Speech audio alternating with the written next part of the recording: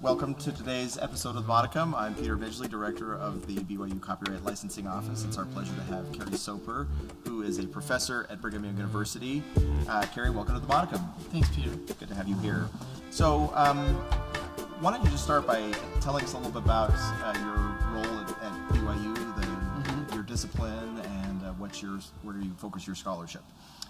Yeah, I studied art as an undergraduate, and then I went to grad school in American Studies and studied the history of comic strips. And then I found a job here at BYU working with American Studies students and the Department of Comparative Arts and Letters. So it's kind of like a liberal arts, interdisciplinary humanities, program. It's a lot of fun. So I'm sort of the pop culture guy among a bunch of colleagues who tend to study more traditional highbrow arts. Great. And how long have you been doing that? I've been here at BYU about 20 years. That's great. Well, the specific reason that we're here today is because of this recent book that you've published, Gary Larson and the Far Side. When was this book published? It came out this year in August. Okay. Well, that's 2018, August 2018. We're in. Oh, that's right. Technically, that's last year, right? Okay, thank you. Yeah. So August of 2018. And tell us about your interest in Gary Larson, how you first became aware of him, and when you decided to undertake writing this book. So I was a fan of Gary Larson as a kid. I think I was like maybe 13 years old when I first discovered him, and it made a deep imprint on my psyche, maybe warped me in some ways, if you know a little bit about his cartoons. But it's interesting that I ended up studying something that I loved so much as a kid, and somehow it worked out that a university press approved or was interested in me writing about something that I had loved or cherished as a kid. So it felt like a real high point in my academic career to be able to dig into something that was so kind of significant in my own formation. That's great. So when you undertake a project like this, a multi-year project, did you have any opportunities to interact? Tell us what you know about Gary Larson. Did you? I presume you studied him biographically to some extent. Did you get a chance to interact with him? What's he like? So with my earlier books, I had traveled to archives and had gained access to like personal papers. Lots of like correspondence and old files, and so I was able to do some original archival digging. But as I looked into Gary Larson's life, I found out that he was notoriously reclusive and private, and hadn't gotten to the point where he'd like contributed any papers to an archive or a library. And about mid-career, he even cut back or stopped giving interviews because he wanted to protect his privacy. Would only give interviews occasionally if it was about something he felt strongly about, like a conservation issue or something. And so I made some tentative inquiries about whether I could talk to him or get access to some materials, and it was very difficult to even get a response. It's like they'd put their whole company on hiatus because I guess the heyday of the cartoon was so long past that just the demand was no longer there. And so I'd get these cryptic messages back that we're on hiatus, contact us in 6 months. So it's like there were layers I couldn't get past. I found out in my research that Gary Larson even had a speech that he gave at his alma mater for a commencement that he requested not be released to the public to be published until he had passed away and like 30 years had passed. So he was almost a tiny bit paranoid about protecting his personal life. And so I felt it was a daunting thing to take on. Yeah. So I'm glad you mentioned seeking permissions. That's obviously the main reason that you're appearing on a copyright podcast, and because when you undertake a work like this, there's clearly a lot of copyrighted material in the illustrations, and if you're going to do a scholarly analysis of that material in book form, it may be helpful to get permissions, especially to allay the fears of a publisher. So I wonder if you can walk us through your process, and given kind of the reclusive nature that you've mentioned of Gary Larson, how you first broached the topic of securing permissions for the images you wanted to use in the book, and how that process unfolded. Yeah, Mississippi has a line of books about cartoon artists, but they are a little bit wary of getting in trouble when it comes to reprinting work without permission. And so even though they will occasionally use the fair use, justification, they prefer ideally to have a cooperative, congenial kind of relationship with the artists that they have artists or scholars write about, and get formal permission, and even include contracts and payment and all the specifics laid out in print. And so and they're a little bit confused about how to classify comic strips, because it seems that under fair use you can use a portion of a work, right? So do you classify a comic strip as a small portion of a much larger work since it's a daily serialized installment, or is it a whole work in itself, and can you only use a small part of a single daily strip? And so they're very nervous, right, about what's going on and how to proceed.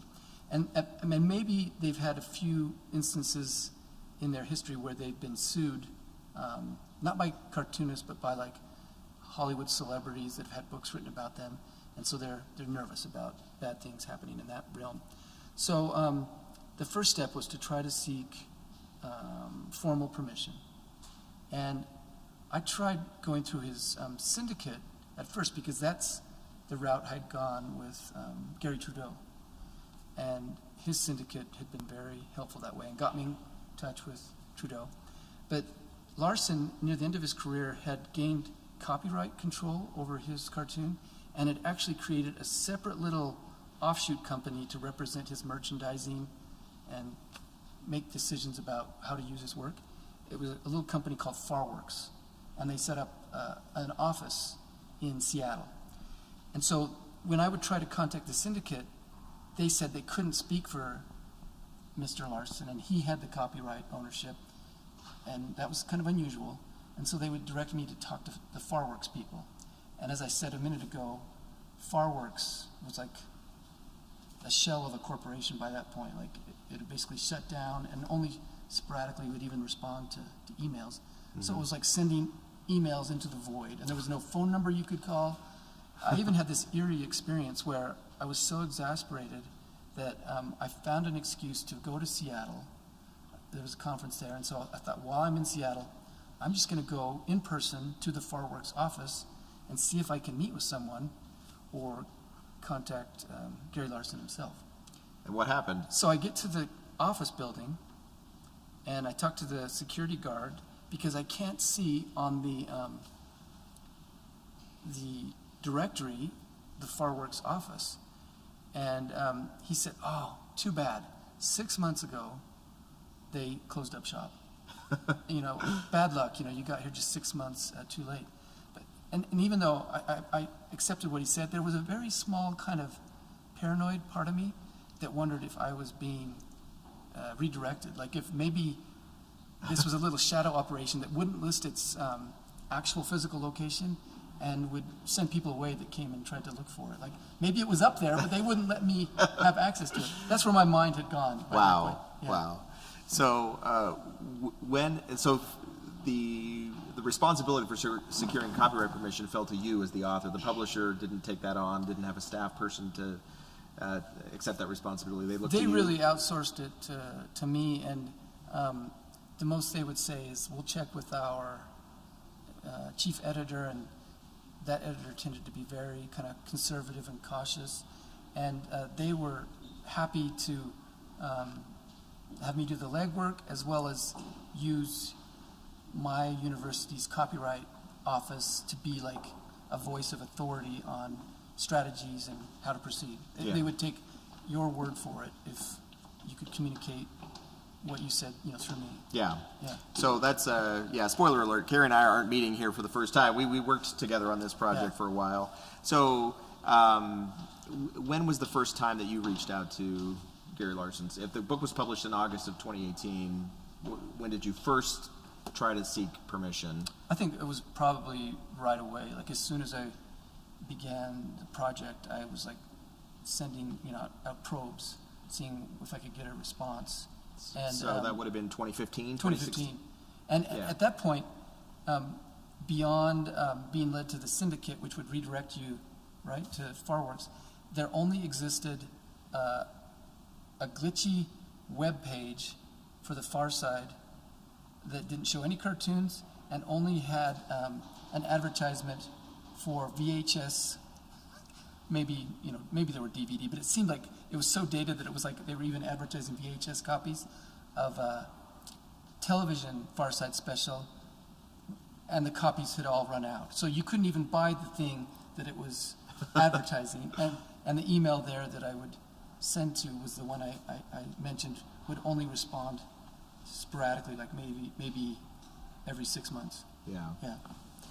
So for those of us who spend our time in the copyright trenches, that's what you're describing would be very comfortably described as a quintessential fair use. And so the fact that a publisher or somebody downstream from you was resisting an effort to, or insisting on trying to obtain permission to use this kind of an image in your work is to some extent unfortunate, because we're releasing this video during Fair Use Week as a way to illustrate how fair use could be useful in various situations like the very one we're talking about here, and going through a 2.5, 3 year process of trying to secure permission in a case where, like this one, where you're clearly doing a very thoughtful commentary and critique.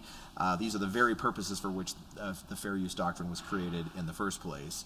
And so I appreciate you taking the time to help us understand how you were using these images and how they very nicely illustrate the principles of fair use. Can I just interject that initially I was maybe a little bit greedier about wanting to use a huge number of cartoons in the book, and after talking to you and understanding better what you just talked about, what justifies that kind of careful, close reading or analysis, I reduced the number to close to 50 cartoons rather than like 70 or 80. Yeah. And because a lot of them we ultimately decided were gratuitous, just like for the fun of it. And basically that does kind of take us into a different territory where I'm trying to almost be like another Far Side collection, and so that's competing, isn't it, with what those books are about. And so I had to be more thoughtful and judicious, careful in the ones I chose, and make sure I was actually using them for academic analysis or scholarly insight. Yeah, no, I think that's great. That's perfect. So we've talked about these Larson images that you included, but I know that there were some other images that you wanted to include, and maybe you can tell us the story behind those images, and that, well, I don't want to spoil the ending. Tell us how that process went. So there was another cartoonist named B. Clibben who has passed away, and he was famous back in the 1970s. He's an alternative cartoonist who did cartoons for magazines like Playboy and The New Yorker, and he even gained mass fame in doing cartoons about cats that were collected into books that you could buy at the grocery store. So an interesting guy, passed away.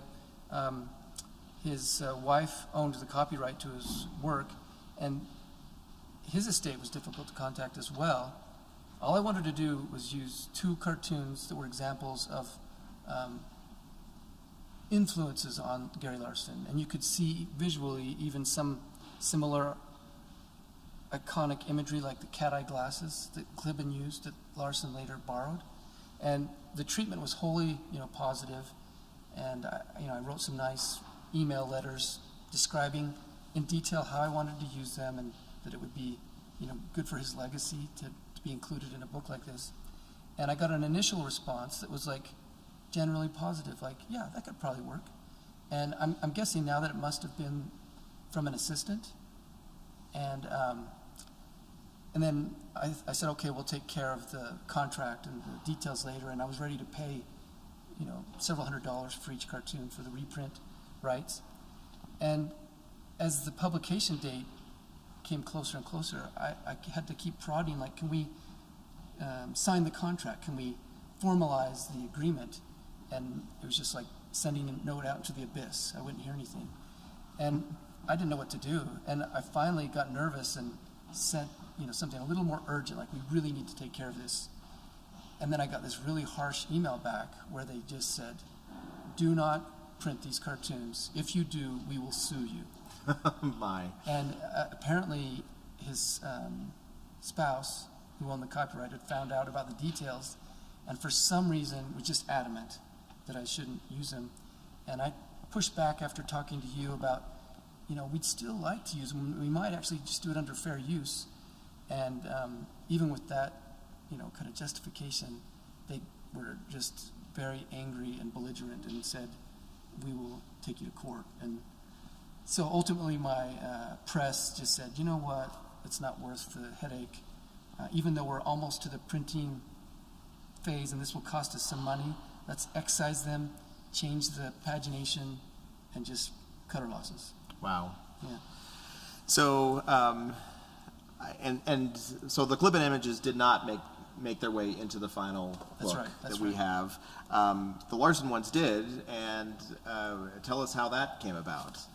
And so after couple years of getting those vague answers from the Larson people, Farworks, where they basically didn't make a decision, they just said, we're on hiatus. And it almost sounded encouraging, like, check back with us in 6 months. Almost like, we'll probably give permission once we're re-engaged.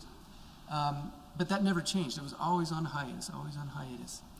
And so we ultimately just had to make a decision. And after scaling back the number we used, talking it through with you, laying it all out to the editors at Mississippi, we decided to proceed with fair use. And the book came out, and we were just kind of crossing our fingers, like, we hope that, we don't get in trouble. And the Larson people, the last email they sent was very short. It said, we cannot give any kind of official or formal approval or endorsement of this project, but we also are not going to stand in your way, which seemed to imply we understand that you're going to move forward and apparently going to use this fair use argument. So that made me feel like, okay, we're going to be good. And then, do you want me to tell you what happened? Well, yeah, your publisher was satisfied with that. Publisher was satisfied. And so then what happened after the book came out? So the book came out, and then about a month or two after it came out, I got an email, and I had this jolt when I saw that it was from the CEO of Andrews McMeel Universal Publishing, the book publisher and the syndicate that publishes Gary Larson's calendars and books. And the first thought that came to my mind was, oh boy, we're in trouble, or I'm in trouble. And the message was very short, and the CEO's name is Andy Sarian, and he just said, I want to have a phone conversation with you about your book. And the one thing that kind of settled my nerves a little bit was that he said something positive, like he said, your great book, or your excellent book. And so I was like, oh, maybe this won't be as bad as I think. And so it took like several weeks through his assistant to finally get this phone interview set up. And I was just shaking. My heart was beating rapidly. I don't know why I was so frightened, but I couldn't, my imagination was running wild.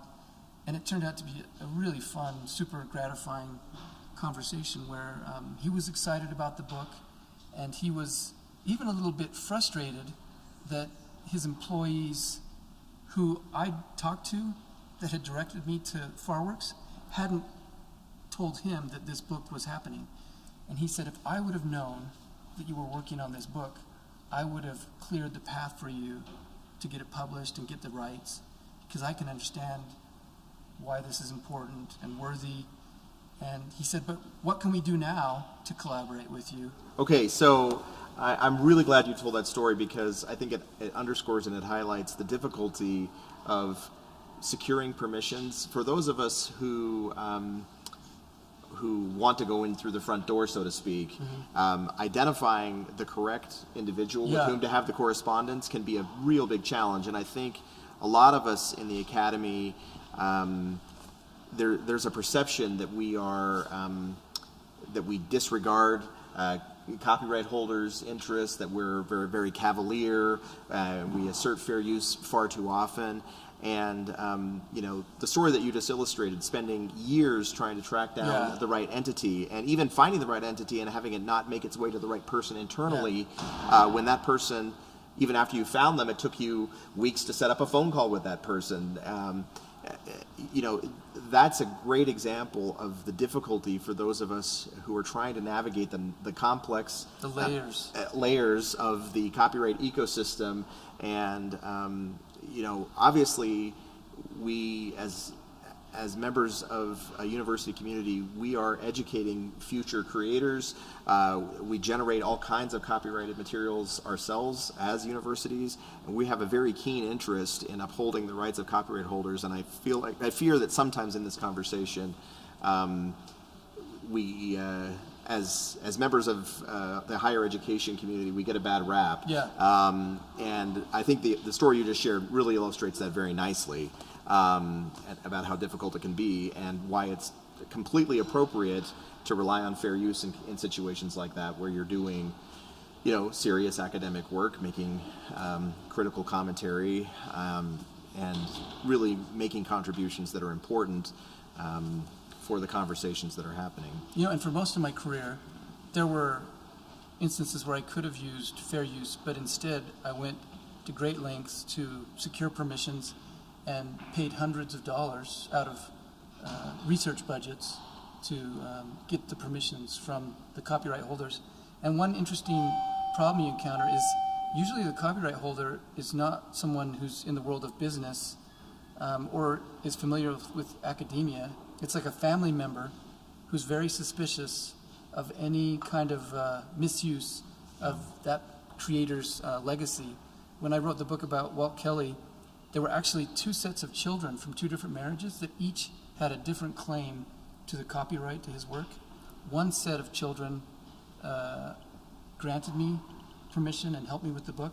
The other denied it and actually tried to actively undermine the book as it came out. And so that was interesting. Yeah, for sure.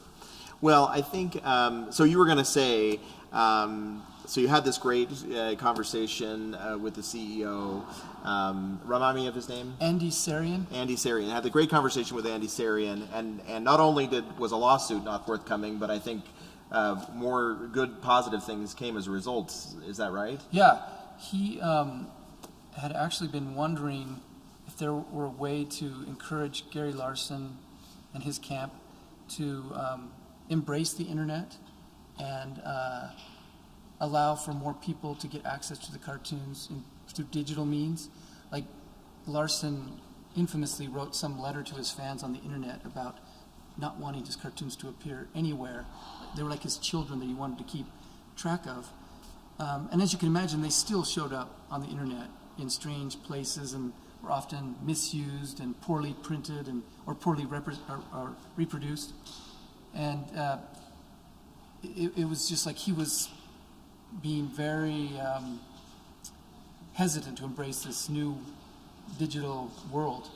So Andy Sarian thought, what if we use the momentum of this new book about Gary Larson to initiate a web page or create a web page that would introduce his work to a new generation of readers? I think the idea had been percolating, but the book kind of gave it steam and momentum.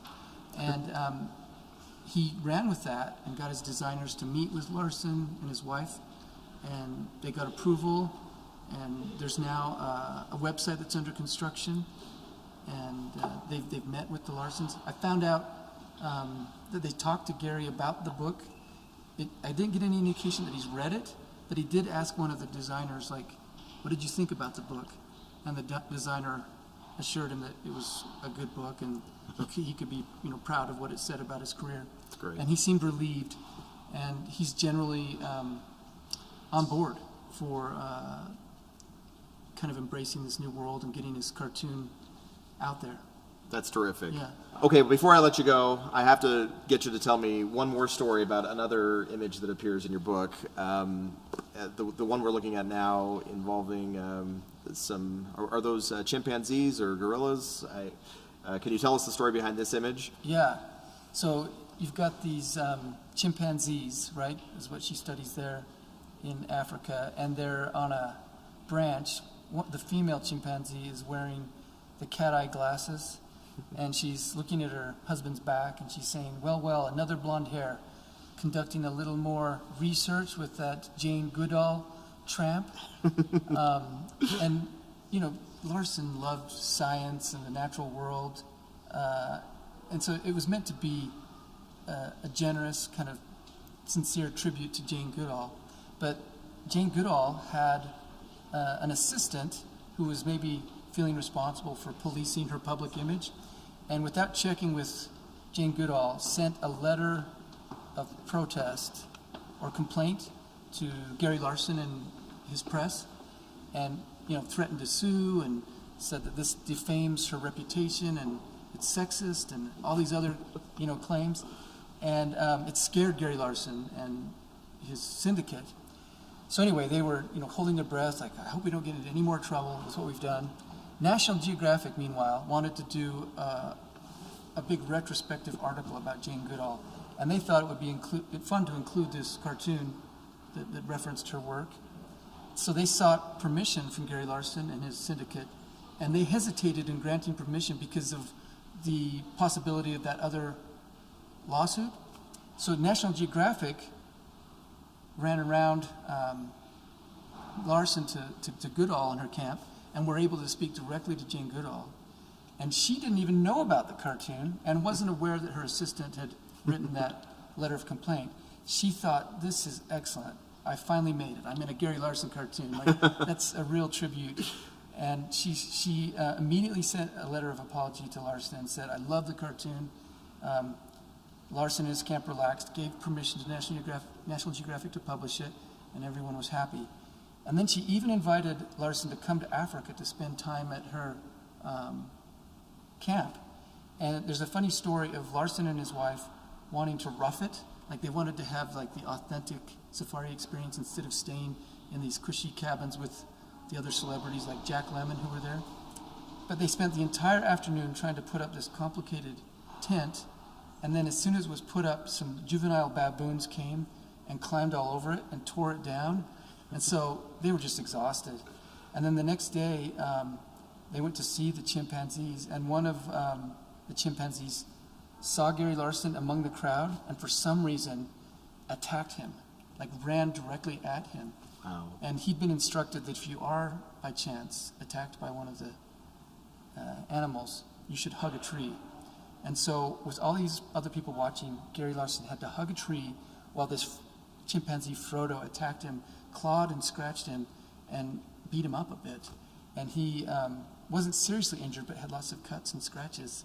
But it seems like some strange vignette out of one of his cartoons where the natural world is like, in some karmic way, biting back through the agency of, or through this agent, right? Through this rebellious Frodo chimpanzee. That is so great. Yeah. And I love the fact that that it was a copyright permissions snafu that led to that meeting and that experience. Physical encounter. For Gary Larson. It's a great way to conclude our interview. Well, Kerry, thank you again so much for coming on the Modicum, sharing your story with us and helping us all to have a better understanding of the way that fair use impacts your work and the work of a lot of other people like yourself. And we think it'll be a tremendous benefit to the entire academic community to see a real terrific example of how fair use can advance scholarly work in the 21st century. So thank you so much, Kerry. Thanks so much. That was really fun. Appreciate it.